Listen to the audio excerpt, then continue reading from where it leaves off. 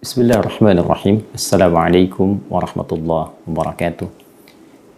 Alhamdulillahi rabbil alamin. Wassalatu wassalamu ala nabiyyina al-karim Sayyidina Muhammadin wa ala alihi wa sahbihi wa dhurriyyatihi wa ummatihi ila yaumiddin wa ba'd. Saudara-saudariku sebangsa, setanah air, dimanapun kita semua berada, kita bersyukur pada Allah Subhanahu wa Ta'ala, khususnya yang telah menganugerahkan segala bentuk ketentraman dalam kemerdekaan yang telah kita jalani sampai dengan detik ini dalam kehidupan berbangsa, bernegara. Dan lebih daripada itu, alhamdulillah Allah telah memilih orang-orang terbaik di antara kalangan hamba-Nya yang mengantarkan kita pada suasana ketentraman berkehidupan, dalam suasana menikmati kebebasan dalam berkemerdekaan hingga detik ini, dari kalangan terbaik yang di awal telah berjuang, di awal telah mengantarkan pada kemerdekaan dan mengisi hingga kini sampai kita mendapati sosok-sosok pemimpin hingga presiden yang ke-8 saat ini untuk Indonesia tercinta, yaitu Bapak Haji Prabowo Subianto. Untuk itu, yang pertama kita mohonkan kepada Allah Subhanahu wa Ta'ala, seyogianya di antara sunnah berkehidupan kita berdoa, memohon semoga para pemimpin kita, presiden kita, dan seluruh jajarannya ditanamkan oleh Allah rasa cinta mendalam kepada rakyatnya, beriring dengan kesehatan, kebaikan, dan kemuliaan dalam memimpin negeri dan rakyat Indonesia. Ini penting untuk kita mohonkan sebagai bagian dari sunnah Nabi SAW. Sehingga bila tertanam rasa cinta ini, maka kepemimpinan yang disertai dengan rasa cinta tentu akan memberikan perhatian yang sangat dalam, akan memberikan kasih sayang kepada seluruh lapis masyarakat, akan memberikan satu gambaran kebijakan-kebijakan berkeadilan sosial bagi seluruh rakyat Indonesia. Orang tua yang mencintai anaknya, dia akan melindungi, menjaga, dan memberikan segala yang terbaik untuk anaknya. Pemimpin yang memiliki rasa cinta kepada rakyatnya, tentu dengan cinta itu, ia pun diharapkan memberi perhatian yang serupa. Dan semoga Allah menanamkan pula pada diri kita rasa cinta terhadap para pemimpin dan orang-orang yang menyertainya, sehingga dengan hubungan cinta kasih yang baik ini, kita semua akan harmoni dalam menjalani kehidupan berbangsa dan bernegara. Itu diantara makna sabda Nabi SAW, khiyaru a'immatikum man tuhibbunahum wa yuhibbunakum. Para pemimpin terbaik itu ialah orang-orang yang Anda cintai dan mereka pun mencintai Anda. Tentu jembatan untuk menumbuhkan rasa cinta itu diantaranya adalah menyampaikan doa-doa dan harapan kebaikan. Doa yang kita panjatkan kepada Allah Subhanahu wa Ta'ala demi mewujudkan harapan-harapan baik yang kita inginkan bersama. Teman-teman, alhamdulillah seperti kita ketahui bahwa baik presiden dan turunan kabinetnya, menteri, wamen, dan staf-staf terkait yang terpilih tentunya saat ini ada di puncak kegiatan retreat di Lembah Tidar di Akmil, Magelang.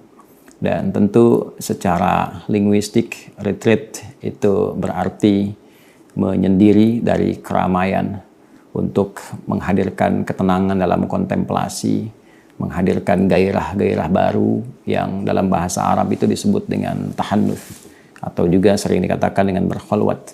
Nabi SAW melakukan retreat di Gua Hira, di Bukit Cahaya, yang dengan keberadaan beliau di Bukit Cahaya ini, di Gua Hira ini, beliau mengamati keadaan masyarakat, lalu dalam ketenangan itu berusaha untuk berkontemplasi, mendapatkan bimbingan dari Allah Subhanahu wa Ta'ala dalam hal-hal kebaikan yang kelak akan dibawa ke masyarakatnya.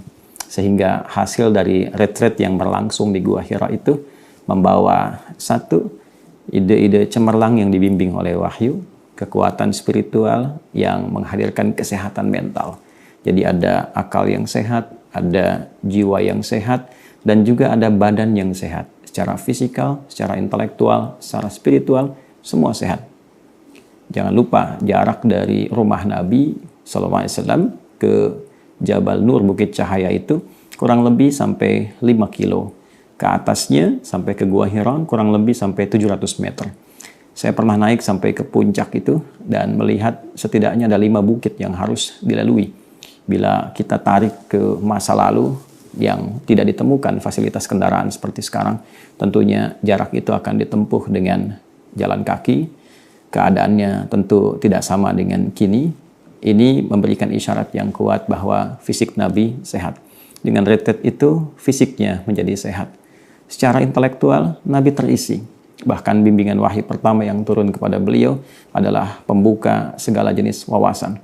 Membuka segala kedalaman pengetahuan di cakrawala yang bisa dijangkau. Iqra bismi rabbikal ladzi khalaq. Nabi diminta untuk membaca. Nabi diminta untuk mengikuti bacaan, bimbingan, dan pedoman dalam menata kehidupan masyarakat sehingga melahirkan pola kehidupan madani yang berperadaban, mencerahkan, berkemajuan. Saat yang sama, beliau pun mendapatkan cahaya dalam dirinya sehingga melahirkan kekuatan spiritual. Kekuatan spiritual ini akan menjadi penting karena akan melahirkan satu karakter yang disebut dengan karakter moral. Yang kita harapkan lahir dari situ, satu yang kita sebut sekarang dengan integritas. Ada kekuatan moral, itu baik bagi mental dan akan melahirkan satu integritas yang kuat.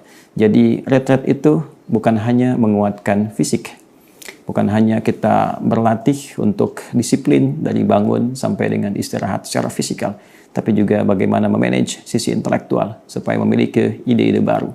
Bagaimana kita memetakan pembangunan di Republik Indonesia yang kita cintai ini, baik dalam jangka pendek, jangka menengah, jangka panjang, membangun fondasi yang kokoh, baik secara ekonomi, baik secara sosial, politik yang stabil, sosial, keamanan, dan turunan-turunan yang lainnya yang tentu dibutuhkan dalam konteks menjaga dan membangun negara kesatuan Republik Indonesia yang kita cintai ini.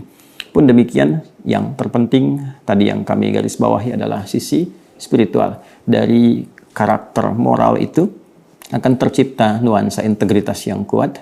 Bangunlah jiwanya kita bangun, baru dari jiwa itu nanti akan memberikan instruksi pada karakter intelektual. Jadi kalau jiwanya sehat, kemudian akalnya cerdas, ide-idenya cemerlang, dan dieksekusi kemudian oleh fisik. Bangunlah badannya, badan yang bekerja dengan bimbingan intelektualitas yang matang, dan juga kesadaran spiritualitas yang kokoh. Itulah yang kita duga akan mengantarkan Indonesia ini dalam kemakmuran, jembatan kesuksesan, kebahagiaan dalam berkehidupan atas berkat rahmat Allah yang Maha Kuasa. Untuk itu, bila di retret terakhir ini, waktu-waktu terakhir yang mungkin besok telah tuntas, kita berharap pendidikan fisikalnya tentu akan cukup baik secara dasar dan tentu banyak pembekalan secara intelektual. Mudah-mudahan Menteri Agama, ya Profesor Dr. Nasruddin Umar juga memiliki waktu yang cukup untuk memberikan pembekalan dan pencerahan spiritual sehingga awal penetapan, awal pelantikan baik sebagai seorang pemimpin dari presiden sampai ke menteri, sampai ke wamen, sampai ke staf khusus yang dilantik dengan nama Allah Subhanahu wa Ta'ala, demi Allah, yang dilantik dengan nama Tuhan, demi Tuhan yang Maha Esa, yang diletakkan kitab suci di atasnya. Itu memiliki nilai yang panjang sekali, juga konsekuensi yang panjang sekali. Jadi bila pun tugas kenegaraannya selesai, tugas hisabnya belum selesai. Bila pun purna bakti, tugas keduniaannya, maka tanggung jawab spiritualnya itu yang akan dibawa pulang menghadap kepada Allah Subhanahu wa Ta'ala. Dan tentu ini membutuhkan kerjasama dengan kita semua, lapisan masyarakat Indonesia.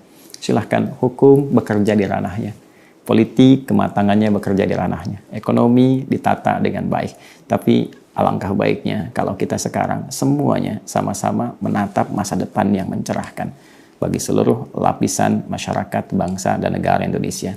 Mari kita buka lembaran baru yang menenteramkan, menenangkan semangat juang yang tinggi membangun bangsa ini.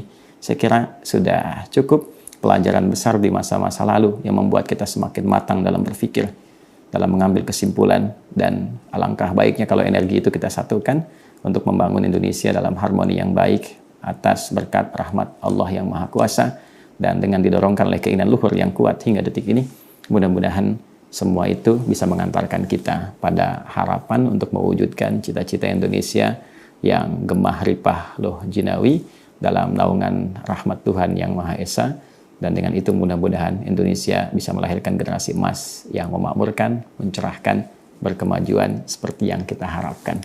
Doa terbaik dari kami semua, untuk kita semua. Dan mudah-mudahan sekali lagi, seluruh unsur kepemimpinan dan kita semua, rakyat Indonesia, diberkahi oleh Allah. Maafkan saya kalau ada yang kurang berkenan, tidak lain hanya untuk harapan kebaikan kita semua. Adi Hidayat. Assalamualaikum warahmatullahi wabarakatuh.